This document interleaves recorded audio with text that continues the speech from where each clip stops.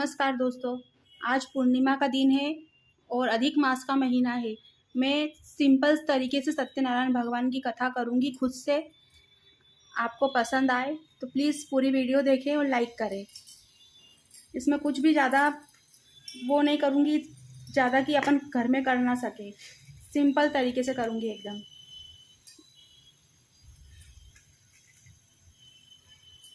मैं पहले चावल का स्थान दूंगी। देखिए फ्रेंड्स, मेरे पास ये सत्यनारायण भगवान जी का फोटो है। मैं इन्हें रख के पूजा करूंगी।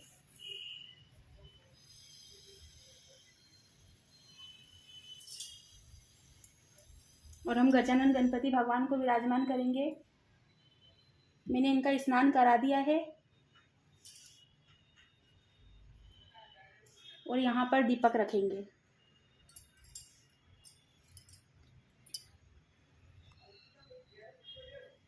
फ्रेंड्स, ये रखा दीपक। ये गजानन गणपति और ये सत्यनारायण भगवान।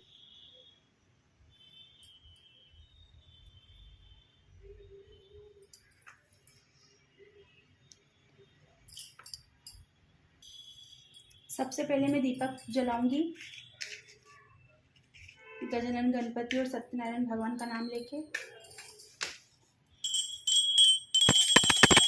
गम गणपति नमः। ओम गम गणपति नमः। जय श्री सत्यनारायण भगवान की।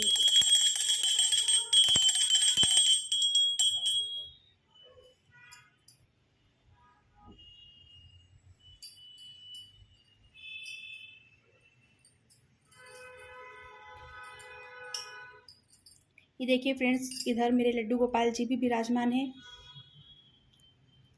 ये देखिए, पहले हम पूजन करेंगे।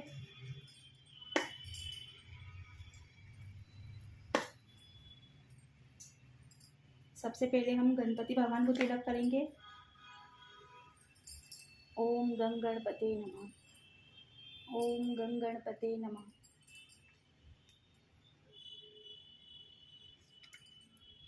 ओम गं गणपते नमः। हम इन्हें चावल चढ़ाऊंगी।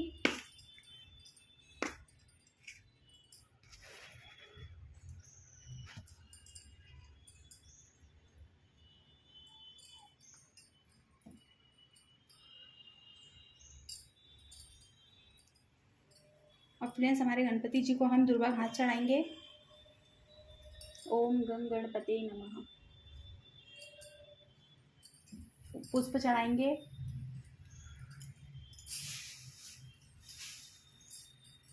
और फल चढ़ाएंगे। अब हम सत्यनारायण भगवान का पूजन करेंगे। ओम नमो भगवते वासुदेवाय। ओम नमो भगवते वासुदेवाय। ओम नमो भगवते वासुदेवाय।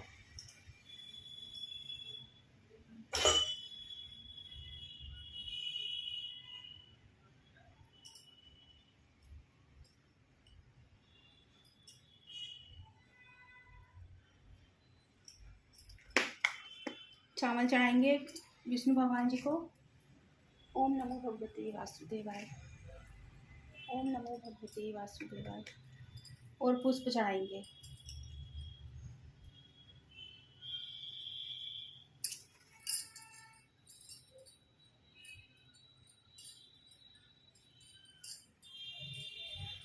फ्रेंड्स, लड्डू गोपाल जी हमारे पास, हम इनकी भी पूजा करेंगे।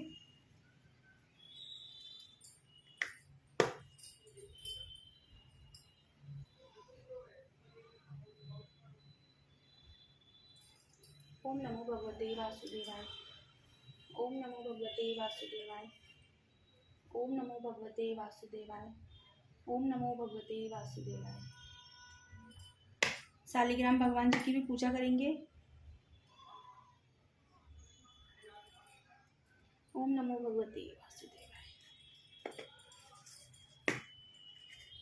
ओम नमो भगवते वासुदेवाय। फ्रेंड्स, इन्हें भी पुष्प चढ़ाएंगे।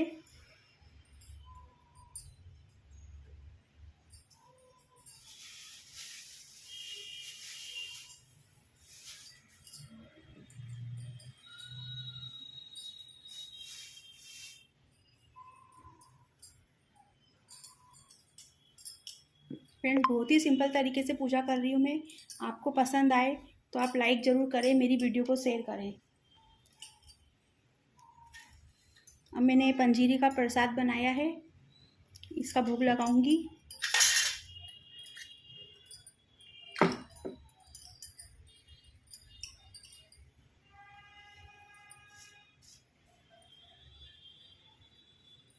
ओम गण गणपति नमः।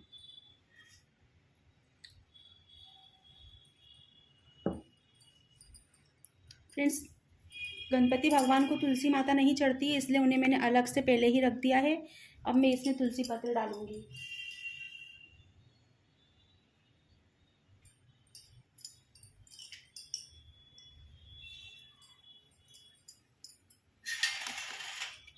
ये पंचामृत का प्रसाद है, ये भी हम यहीं रखेंगे। पहले गणेश जी के लिए अलग निकालेंगे, फिर इसमें तुलसी पत्ता डालेंगे।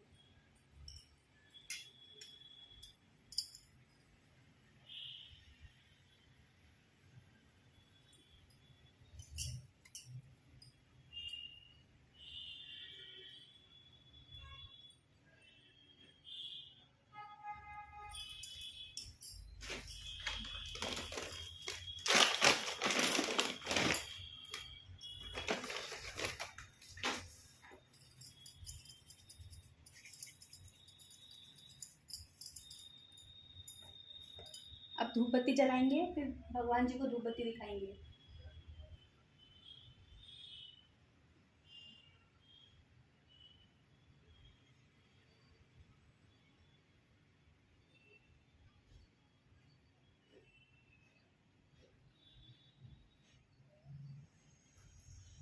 फ्रेंड्स, हर पूर्णिमा को मैं इसी तरह साधारण तरीके से ही सत्यनारायण भगवान का पूजन करती हूँ। अगर आपको अच्छा लगे तो आप मेरी वीडियो को ज़रूर लाइक कीजिए और शेयर कीजिए और मेरे चैनल को सब्सक्राइब कीजिए।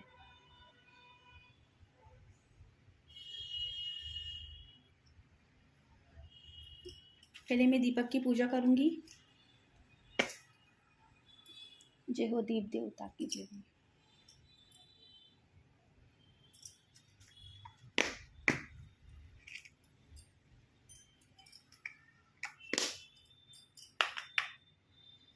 इन्हें भी पुष्प अर्पित करेंगे।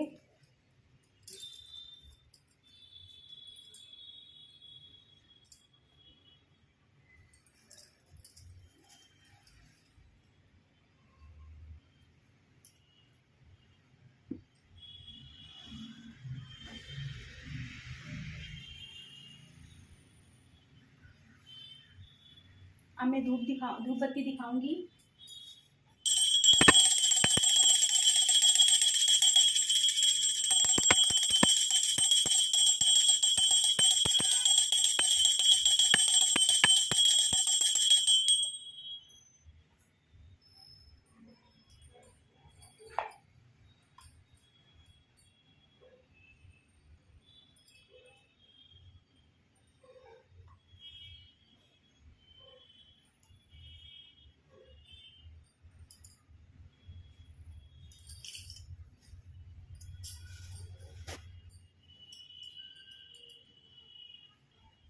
अब फ्रेंड्स, मैं कथा पढ़ूंगी। ये मेरे पास किताब है, सत्यनारायण भगवान व्रत कथा।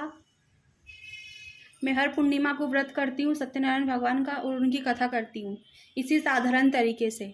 आपको पसंद आए तो लाइक करें, शेयर करें और मेरे चैनल को सब्सक्राइब करें। अब हम कथा करेंगे। बोलिए श्री सत्यनारायण भगवान की जय।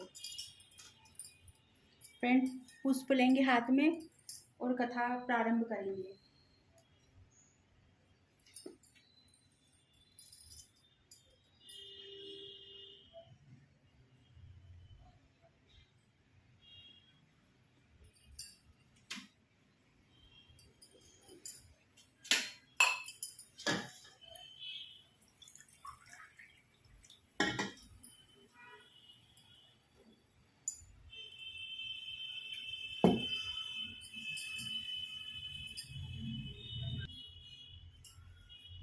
फ्रेंड्स, सब कथा प्रारंभ करेंगे।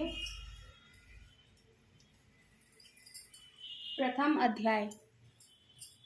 व्यास जी ने कहा, एक समय नैमिषारण्य तीर्थ में सौनिकादिक 88,000 ऋषियों ने पुराणों वेद श्री सूत जी से पूछा, हे सूत जी, इस कलयुग में वेद विद्या रहित मनुष्यों को प्रभु भक्ति किस प्रकार मिलेगी तथा उनका उद्धार कैसे होगा? हे मुनि श्रेष्ठ, कोई ऐसा व्रत अथवा तप कहिए जिसके करने से थोड़े ही समय में पुण्य प्राप्त हो तथा मनवांछित फल भी मिले। ऐसी कथा सुनने की हमारी प्रबल इच्छा है। सर्वस्त्र ज्ञाता श्री सूत जी ने कहा, हे वैष्णवों, मैं पूज्य आप सबने प्राणियों के हित की बात पूछी है। अब मैं इस श्रेष्ठ व्रत को आप लोगों से कहता हूँ, जिसे नारद जी ने श्री लक्ष्मी नारायण भगवान से पूछा था और श्री लक्ष्मीपति ने मुनि श्रेष्ठ नारद जी को बताया था। यह कथा ध्यान से सुनिए। एक समय योगी राज नारद दूसरों के हित की इच्छा से सभी लोकों में घूमते हुए मृत्यु लोक में आ पहुँचे। यहाँ अनेक मुनियों ने जन्मे प्राय सभी मनुष्यों को अपने कर्मों के अनुसार अनेक दुखों से पीड़ित देखकर उन्होंने विचार किया कि किस यत्न के करने से निश्चय ही प्राणियों के दुखों का नाश हो सकेगा। ऐसा मन में विचार कर श्री नारद विष्णु लोक गए। वहाँ श्वेत वर्ण और 4 भुजाओं वाले देवों के ईश भगवान नारायण को, जिनके हाथों में शंख चक्र गदा और पद थे तथा वरमाला पहने हुए थे, देखकर स्तुति करने लगे। नारद जी ने कहा, हे भगवान, आप अत्यंत शक्ति से संपन्न है। मन तथा वाणी भी आपको नहीं पा सकती। आपका आदि मध्य अंत भी नहीं है। आप निर्गुण स्वरूप सृष्टि के कारण भक्तों के दुखों को नष्ट करने वाले हो। आपको मेरा नमस्कार है। नारद जी से इस प्रकार की स्तुति सुनकर विष्णु भगवान बोले, हे मुनि श्रेष्ठ, आपके मन में क्या है? आपका किस काम के लिए यहाँ आगमन हुआ है? निसंकोच कहें। तब नारद मुनि ने कहा, मृत्यु लोक में सब मनुष्य जो अनेक योनियों में पैदा हुए हैं, अपने अपने कर्मों द्वारा अनेक प्रकार के दुखों से दुखी हो रहे हैं। हे नाथ, यदि आप मुझ पर दया रखते हैं तो बताएं, मैं उन मनुष्यों के सब दुख थोड़े ही प्रयत्न से दूर हो सके। ऐसा श्री विष्णु भगवान ने कहा, हे नारद, मनुष्यों की भलाई के लिए तुमने यह बहुत अच्छा प्रश्न किया है। जिस व्रत के करने से मनुष्य मोह से छूट जाता है, वह व्रत मैं तुमसे कहता हूँ, सुनो। बहुत पुण्य देने वाला स्वर्ग तथा मृत्यु लोक दोनों में दुर्लभ एक उत्पन्न व्रत है, जो आज मैं प्रेमवश होकर तुमसे कहता हूँ।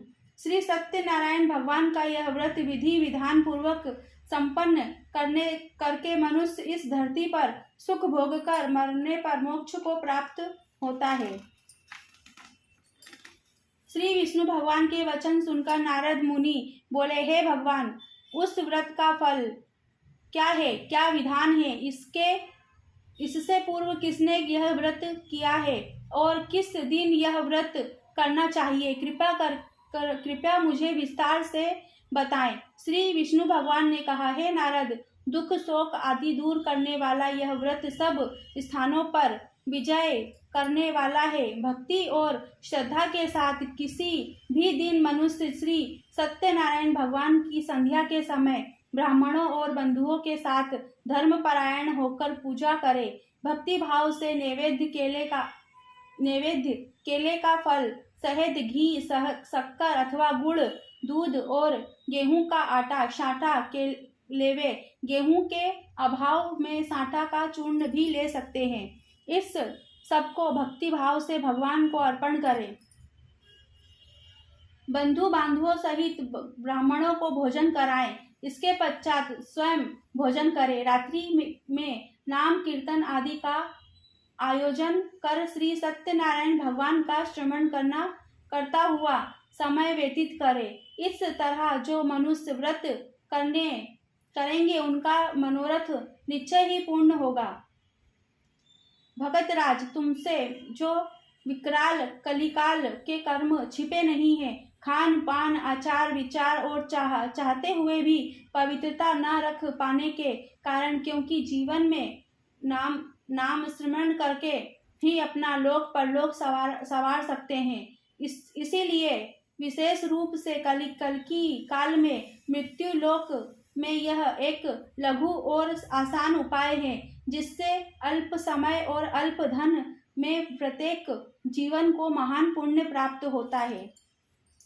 बोलिए श्री सत्यनारायण भगवान की जय। प्रथम अध्याय संपूर्ण। बोलिए श्री सत्यनारायण भगवान की जय।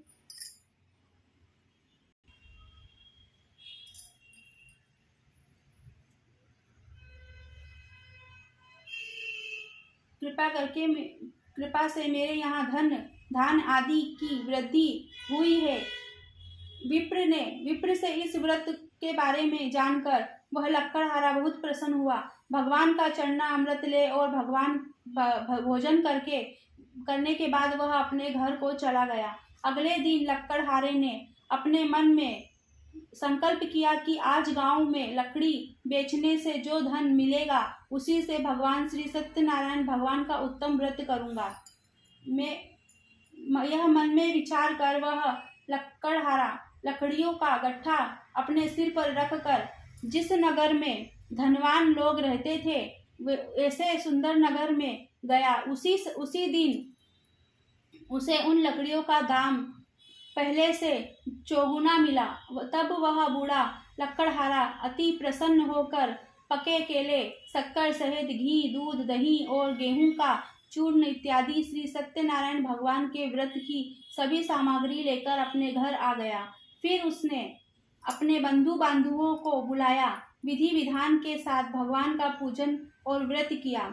उस व्रत के प्रभाव से वह बूढ़ा लक्कड़हारा धन पुत्र आदि से युक्त हुआ और संसार के समस्त सुख भोग कर वैकुंठ को चला गया। बोलिए श्री सत्यनारायण भगवान की जय।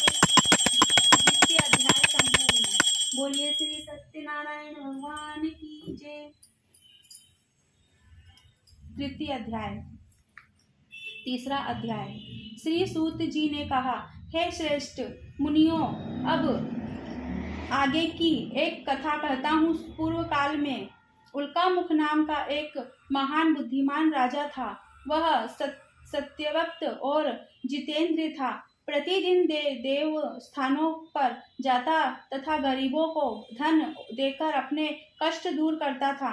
उसकी पत्नी कमल के समान मुख वाली और सती साध्वी थी। भद्रशिला नदी के तट पर उन दोनों ने श्री सत्यनारायण भगवान का व्रत किया। उस समय वह साधु नामक एक वैश्य आया। उसके पास व्यापार के लिए बहुत सा धन था। वह वैश्य नाव को किनारे पर ठहराकर राजा के पास आया। राजा को व्रत करते हुए देखकर उसने विनय के साथ पूछा, हे राजन, भक्ति चित्त से आप क्या कर रहे हैं? मेरी सुनने की इच्छा है। कृपया आप यह मुझसे भी बतलाएं। महाराज उल्कामुख ने कहा, हे साधु वैश्य, मैं अपने बंधु बांधवों के साथ पुत्र आदि की प्राप्ति के लिए यह महान शक्तिशाली सत्यनारायण भगवान का व्रत व पूजन कर रहा हूँ।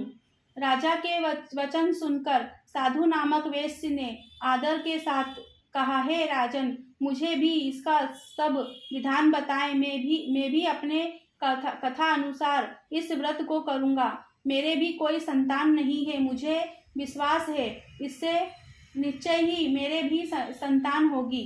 राजा से यह विधान सुन व्यापारी ने निवृत्त हो यह वेश्य आनंद के साथ अपने घर को गया। वेश्य ने अपनी पत्नी से संतान देने वाला उस व्रत का समाचार सुनाया और प्रण किया कि जब मेरे भी संतान होगी तब मैं इस व्रत को करूंगा। साधु ने यह वचन अपनी पत्नी लीलावती से भी कहे।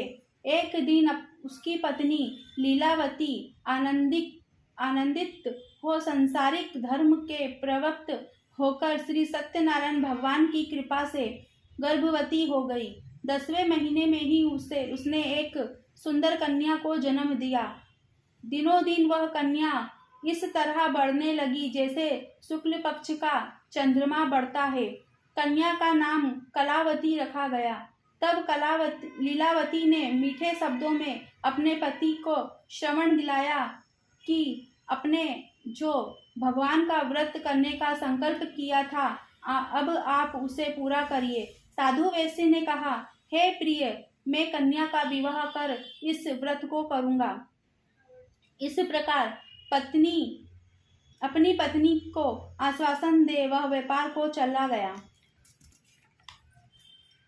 कलावती पितृगृह में वृद्धि को प्राप्त हो गई।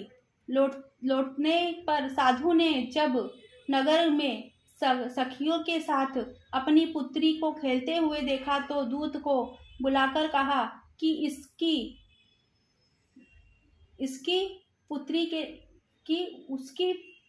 पुत्री के लिए कोई सुयोग वर देखकर लाओ। साधु नामक वेश्य की आज्ञा पाकर दूत कंचन नगर पहुंचा और खोज कर और देखभाल कर वेश्य की लड़की के लिए एक सुयोग वर्णिक पुत्र ले आया। उस सुयोग लड़के को देखकर साधु नामक वेश्य ने अपनी बंधु बांधवों सहित प्रसन्नचित होकर अपनी पुत्री का विवाह उसके साथ कर दिया। दुर्भाग्य से वह विवाह के समय भी श्री सत्यनारायण भगवान का व्रत करना भूल गया। इस पर श्री सत्यनारायण भगवान क्रोधित हो गए। उन्होंने वेश्य को श्राप दिया कि तुम दारुण दुख प्राप्त होगा। अपने कार्य में सुकल साधु नामक वेश्य अपने जमाता सहित नाव को लेकर व्यापार करने के लिए समुद्र के समीप स्थित रत्नसारपुर नगर में गया।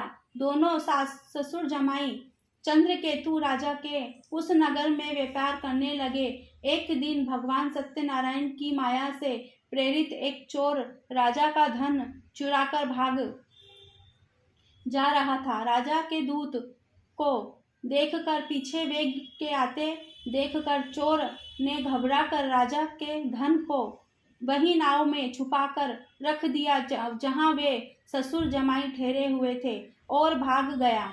जब दूतों ने उस साधु वेश्य को पास राजा के धन को रखा देखा तो ससुर जमाई दोनों को बंधक कर ले आए और राजा के समीप जाकर बोले, हमें ये दोनों चोर पकड़ कर लाए हैं, देखकर आज्ञा दे। जब राजा ने बिना उनकी बात सुने ही उन्हें कारागार में डाल दिया, आज्ञा दे दी। इस प्रकार राजा की आज्ञा से उनको कठिन कारावास में डाल दिया गया तथा उनका धन भी छीन लिया गया। सत्यनारायण भगवान के श्राप के कारण साधु वेश्य की पत्नी लीलावती व पुत्री कलावती भी घर पर बहुत दुखी हुई। उनके घर में रखा धन चोर चुराकर ले गया। शारीरिक व मानसिक पीड़ा तथा भूख प्यास से अति दुखित हो भोजन की चिंता में कलावती कन्या एक ब्राह्मण के घर गई। उसने ब्राह्मण को श्री सत्यनारायण भगवान का व्रत करते देखा। उसने कथा सुनी तथा प्रसाद ग्रहण कर रात को घर देर से आई। माता ने कलावती से पूछा, हे पुत्री, तुम अब तक कहाँ रही व तेरे मन में क्या है?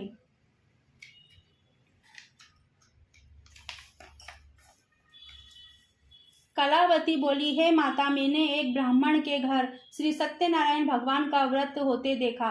कन्या के वचन सुनकर लीलावती ने सत्यनारायण भगवान के व्रत की तैयारी की। उसने परिवार और बंधु बांधवों सहित श्री सत्यनारायण भगवान का पूजन कर व्रत किया और वह वर मांगा कि मेरे पति और दामाद शीघ्र ही घर लौट आए।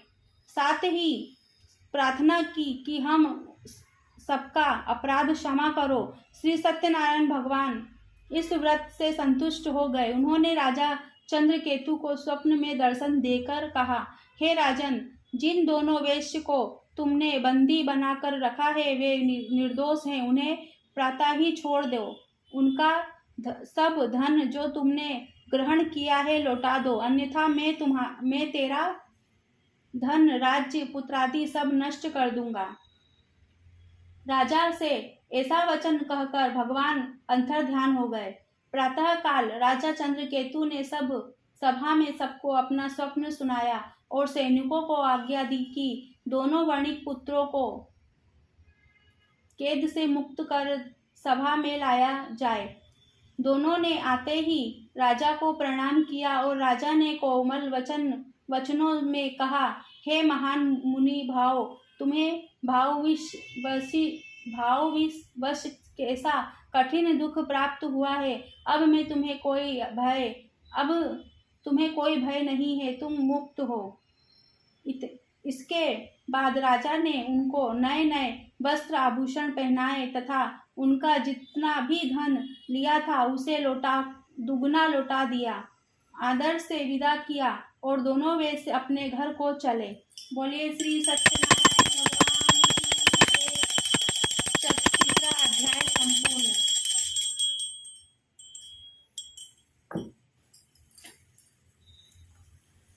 चौथा अध्याय। श्री सूत जी ने आगे कहा, वैश्य ने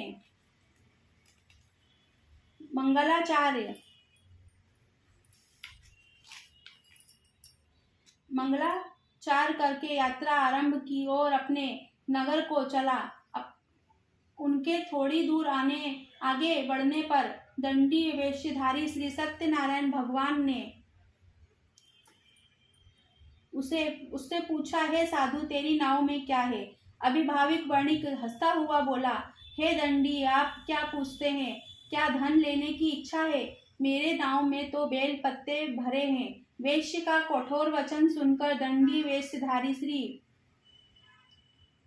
सत्यनारायण भगवान ने कहा, तुम्हारा वचन सत्य हो।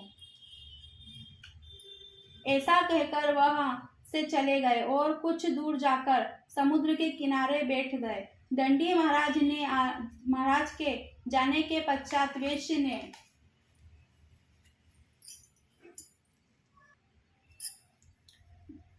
नित्य क्रिया से निवृत्त होने के बाद नाव को ऊंची उठी हुई देखकर अचंभव किया तथा नाव में बेल पत्ते आदि देखकर मूर्छित हो जमी पर गिर पड़ा। मूर्छा खुलने पर अत्यंत शोक प्रकट करने लगा। तब उसके जमाता ने कहा, आप लोग शोक ना करें, यह दंडी महाराज का श्राप है, अतः उनकी शरण में ही चलना चाहिए, तभी हमारी मनोकामना पूरी होगी। जमाता के वचन सुनकर वह साधु नामक वैश्य महाराज के पास पहुंचा और अत्यंत भक्ति भाव से प्रणाम करके बोला, हे मैंने जो आपसे असत्य वचन कहे हैं उसके लिए मुझे क्षमा करे। ऐसा कहकर महान शोकातुर होकर रोने लगा।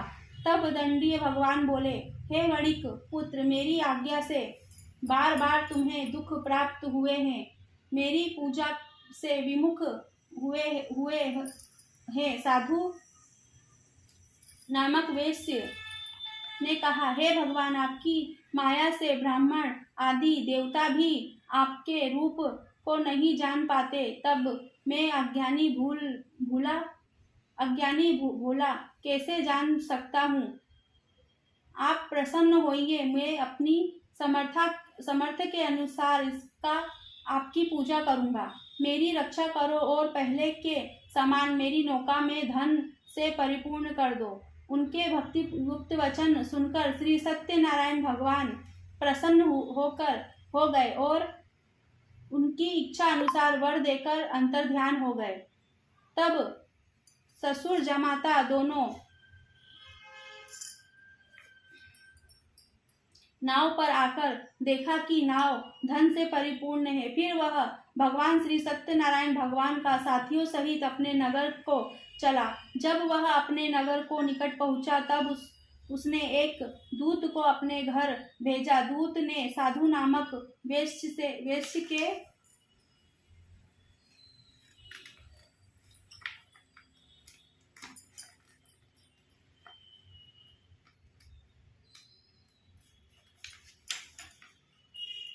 घर जाकर उसकी पत्नी को नमस्कार किया और कहा, आपके पति अपने दामाद सहित इस नगर के समीप आ गए हैं। लीलावती और उसकी कन्या कलावती उस समय भगवान का पूजन कर रही थी।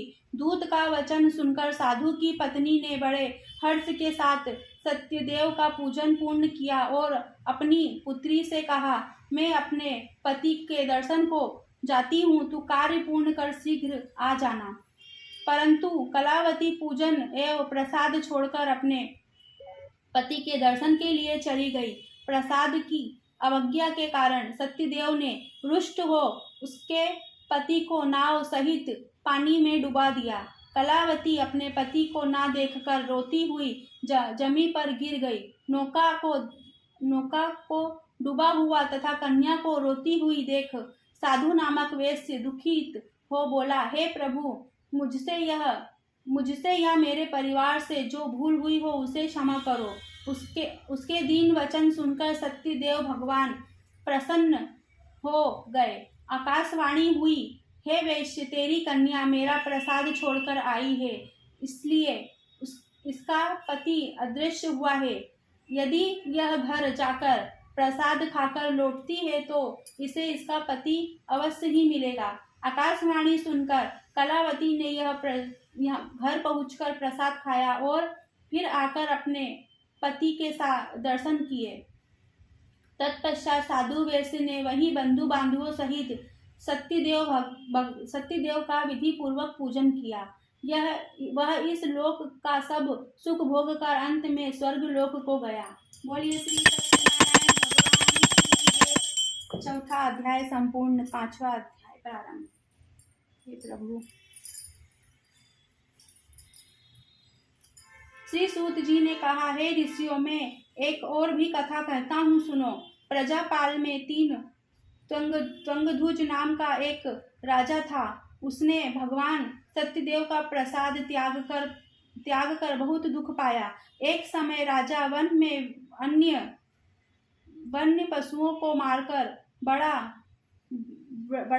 बड़ के वृक्ष के नीचे आया। वहां उसने ग्वालों को भक्ति भाव से बंधु बांधवों सहित श्री सत्य नारायण जी का पूजन करते हुए देखा। परंतु राजा देखकर भी अभिमानवश ना तो वहां गया और ना ही सत्यदेव भगवान को नमस्कार किया।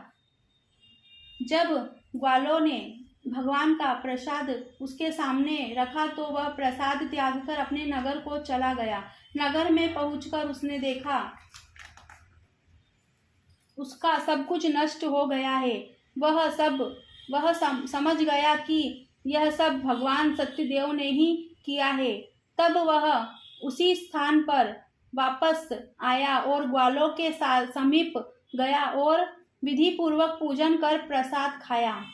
सत्यनारायण की कृपा से सब कुछ पहले जैसा ही हो गया और दीर्घ काल तक सुख भोग कर मरने पर वह स्वर्ग लोक को चला गया।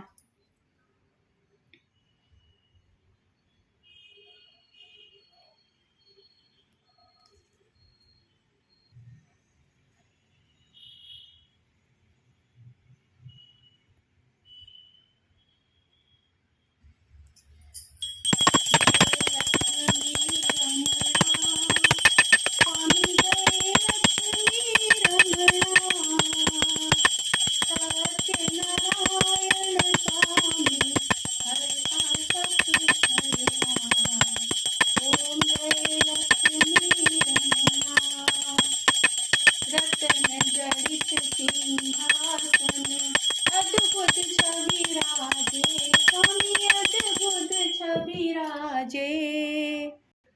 देखिए फ्रेंड्स, सत्यनारायण भगवान की पूजा आरती सब हो गई है, भोग प्रसाद लग गया है। आपको मेरी पूजा कैसी लगी और सत्यनारायण भगवान की कथा कैसी लगी, प्लीज़ मुझे कमेंट करके बताएं और मेरी वीडियो को लाइक करें, शेयर करें, सब्सक्राइब करें। फ्रेंड्स, बिल्कुल साधारण तरीके से पूजा की है मैंने, इसमें कुछ भी ऐसा नहीं है जो हम बाहर से लाएं और करें। बिल्कुल साधारण तरीके से पूजा की है। अगर आपको पसंद आई हो तो मेरे चैनल को सब्सक्राइब करें और लाइक करें। जय श्री सत्यनारायण भगवान की।